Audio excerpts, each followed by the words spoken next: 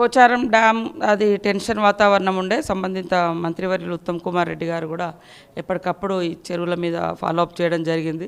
ఇప్పుడైతే రిలీఫ్ అయింది. ఇక్కడ నుంచి వదలడంతో మాకు అక్కడ ములుగులో ఫ్లోటింగ్ పెరుగుతుంది, గోదావరిలో అంటే శ్రీరామ్ సాగర్ అవన్నీ కొన్ని వదలడంతో అని ఆ రిపోర్ట్స్ కూడా వచ్చినాయి. నైట్ అటు కూడా మేము ఎప్పటికప్పుడు కోఆర్డినేషన్ చేసుకోవడం, ఇటు కామారెడ్డిలో నిన్నటి నుంచి కూడా మేము కోఆర్డినేషన్ చేస్తూ ఉన్నాం. ముఖ్యంగా క్లౌడ్ బరస్ట్ అనేది అవ్వడం జరిగింది. నార్మల్గా వచ్చే వర్షాలు వేరు, ఇప్పుడు దేశవ్యాప్తంగా కూడా ఈ క్లౌడ్ బరస్ట్ ఏదైతే ఉందో ఆకస్మికంగా పడేటువంటి ఒక వాగులాగా, ఒక ప్రళయంలాగా వరద ఒకటేసారి మీద పడడంతో అక్కడ తేరుకోలేని సిచ్యువేషన్ వస్తుంది. దాంతో నిన్న కామారెడ్డిలో కూడా అదే సిచ్యువేషన్, మెదక్లో కూడా అదే సిచ్యువేషన్ ఏర్పడ్డది.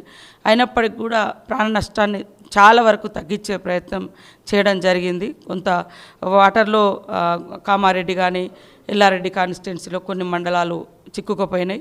ఆ ప్రజలందరినీ కూడా సేఫ్ జోన్లోకి తీసుకురావడం జరిగింది.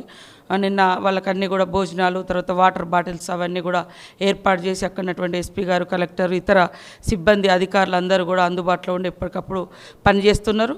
పొద్దున్న నుంచి కూడా ఇటు ముఖ్యమంత్రి గారు, సిఎస్ గారు, అదేవిధంగా సంబంధిత శాఖ మంత్రులు ఎప్పటికప్పుడు కోఆర్డినేట్ చేస్తూ ఉన్నాం.